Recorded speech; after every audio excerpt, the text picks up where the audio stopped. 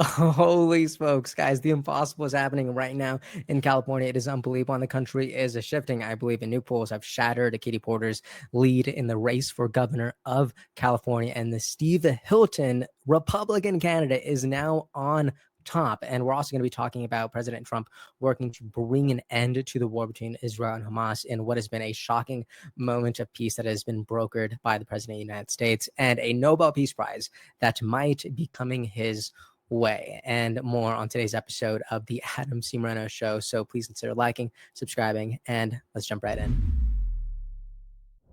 So, like I mentioned, Katie Porter, a Democrat who is trying to be governor of California, her chances of winning the governor's race are now getting lower and lower each day now that the entire world has realized just how insane this woman really is. Republican candidate Steve Hilton writes, California won't be a one-party state for long. Here's the latest Zogby poll between me and Katie Porter.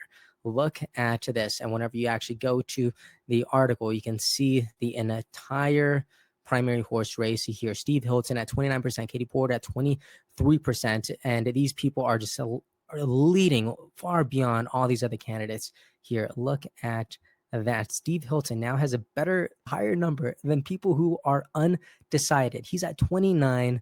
Undecided is at 23. Katie Porter also at 23. This is insane. We're talking about a Republican candidate in California.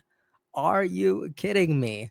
This is insane. Let me read this for a bit. They say the poll identified the top issues driving voters' decisions to vote in the upcoming election for governor include the cost of living in the state, the status of the California dream, homelessness, and crime, among a list of 14 issues for voters to rank. Hilton's campaign is built on these issues and resonates with voters. It is no wonder Steve Hilton pulls ahead in the messaging retest.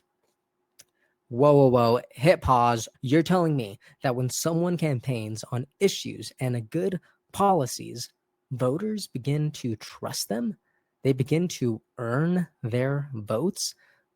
What a radical concept. And I know I don't mean to over-explain, but I do think this is a radical shift from party politics, which obviously existed in California for a really long time. But after rising costs, endless fires, corrupted leadership, woke policies, people are sick and they want something new. Something new? Do you want baby Gavin Newsom Jr.? Or do you want a Republican with common sense? Is Steve Hilton the answer? You know what? I'm going to go ahead and say yes right now. And I also want to timestamp this video because it is October 9th and he is finally leading at 29%. And I believe this number is only going to grow stronger. So that is insane. If you're someone who's watching and you still think Katie Porter is like the answer, I just want you to go watch my last video. All right, please go watch my last video because I really do think that anybody who has a brain and they go ahead and watch this, I don't think they're going to give Katie Porter their vote. And I actually do think that this is a single YouTube video that will end her political career in California if enough people watch it. So go ahead and share that video. But if you also want another reason to just know that she is straight up Looney Tunes, look at this exchange that Katie Porter had with a staffer that she fired who had just experienced a heartbreaking loss of a friend in the Navy. Look at this.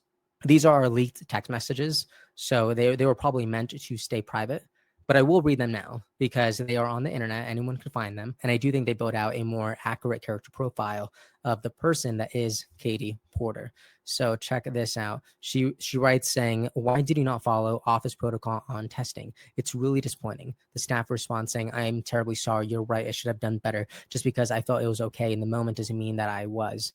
And look at this. Katie Porter says, Sasha, I cannot allow you back in the office given your failure to follow office policies. Cody will be in touch about having your personal effects shipped or delivered to your home and will lay out your remote work schedule and your responsibilities for your last few weeks. And look at this. Then this is whenever they actually describe what was going on. The staffer writes, I understand. Thank you for the last 2 years and all that I've learned. I hate to have disappointed you in this manner, as I know it isn't an excuse. I had found out that my friend from the Navy had been murdered, and my head was not in the best place. Not an excuse, but the reasoning for the lack of forethought. I appreciate everything this office has done for me. And look at what Katie did. She read this. She did not respond to it. Instead, she said, Well, you gave me COVID. In 25 months, it took you not following the rules to get me sick. My children have nobody to care for them.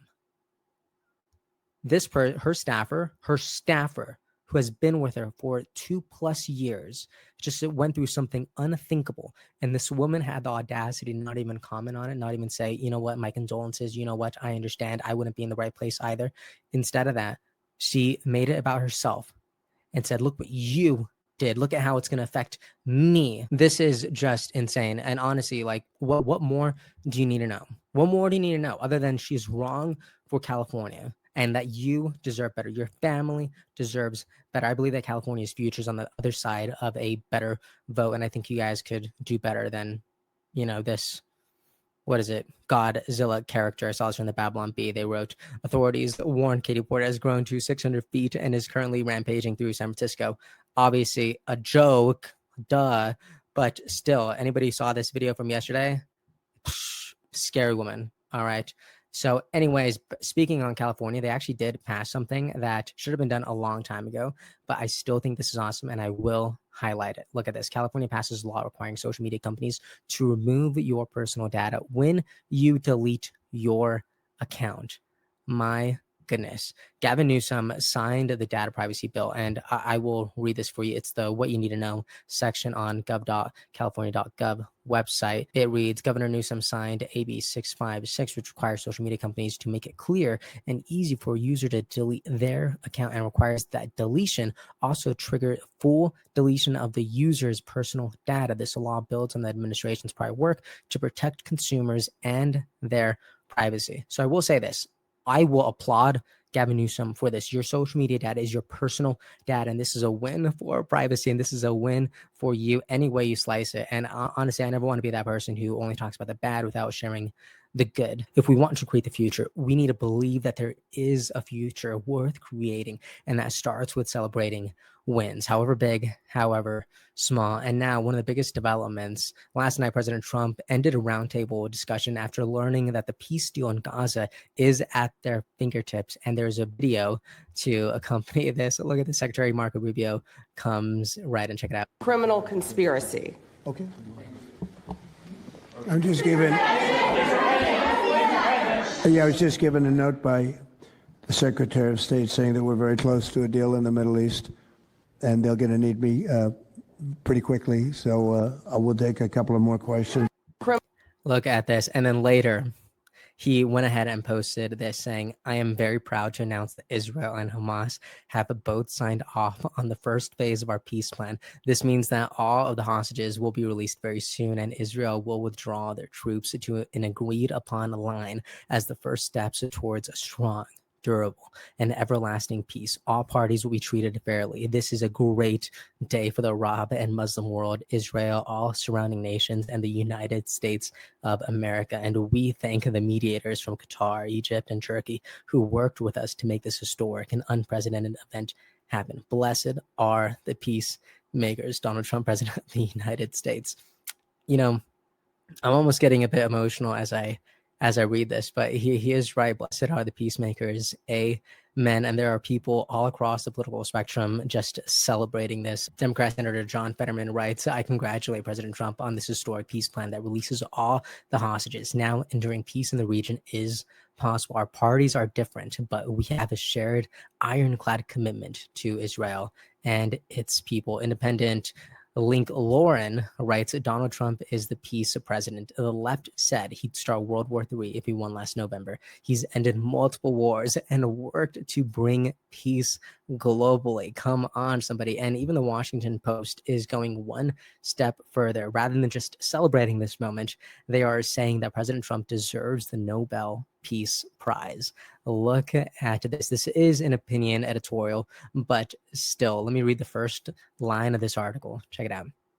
Not only does President Trump deserve the Nobel Peace Prize, but there has arguably never been an American president who deserved it more. Are you kidding me? So the last president or the last American in general to win the Nobel Peace Prize was President Barack Obama in 2009 for his extraordinary efforts to strengthen diplomacy and cooperation between peoples. Now, if that's true, it would be criminal for President Trump to not win. And it does look like we will know very, very soon, because tomorrow it is going to be announced. Check this out. According to PBS, the 2025 Nobel Peace Prize will be announced Friday, October 10th at 4:45 a.m. EDT. Check that out. Holy smokes. Another shocking moment came from CNN when Jake Tapper first learned about the successful peace deal. Check out what he says right in the beginning of this clip. Obviously, blessed are the peacemakers indeed, but it is worth pointing out this is a ceasefire deal, right? This is not a larger peace deal about a Palestinian state of any sort and who gets to rule a Palestinian state, and Israel gets security guarantees, how, and all that. That is still TBD, right? I mean, yes, but, because the yes, but part of that is that, yes, this is the first phase of this deal where the two key parts of that was a ceasefire and the release of the hostages, and also the release of Palestinian prisoners that are being held in Israel. So check that out. In the beginning, he said, blessed are the peacemaker. And then he went on to say, but this and that, describing that this is the first phase. But still, this is historic. That's way more than President Biden has ever done to reclaim any sort of peace all throughout the world. And President Trump did this in a matter of what? He's going to be in office, 10 months now? This is good. And I also wanted to share one other moment that I honestly thought was great too. This was Gavin Newsom as he signs legislation phasing out processed foods from all school meals in California. What? Look at this.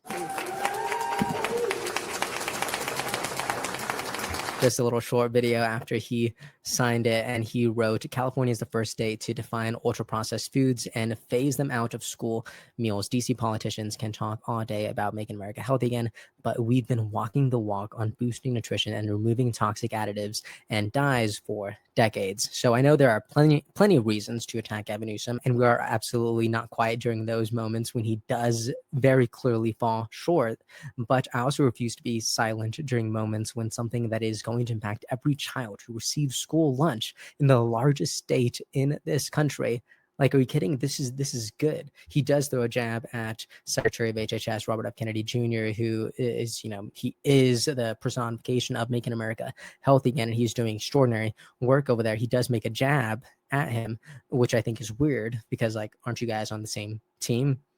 But regardless of that, this is too good of news to be focused on the petty details of it. Callie Means even writes that this is a proud day for everyone in the Maham movement. As predicted, the policies are so popular that blue states are now stealing ideas from RFK Jr. and gaslighting that it was their idea.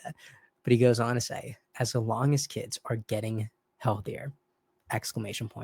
And he is absolutely right. As long as kids are getting healthier, that is all that matters. And finally, I know that this is there's actually been a lot of positive news in this episode, but I will throw this in as just a little cherry on top. It's a short video that we saw from Melania J. Trump's account, and look at her. She's preparing for Christmas.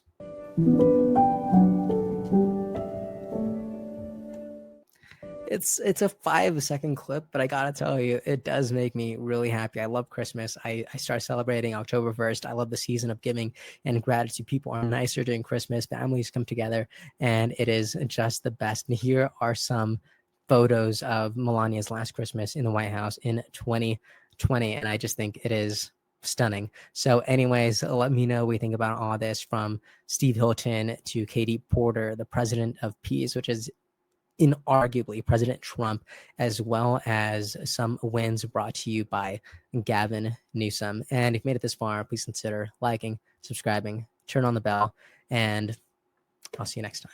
Thank you for watching. Episode's over already?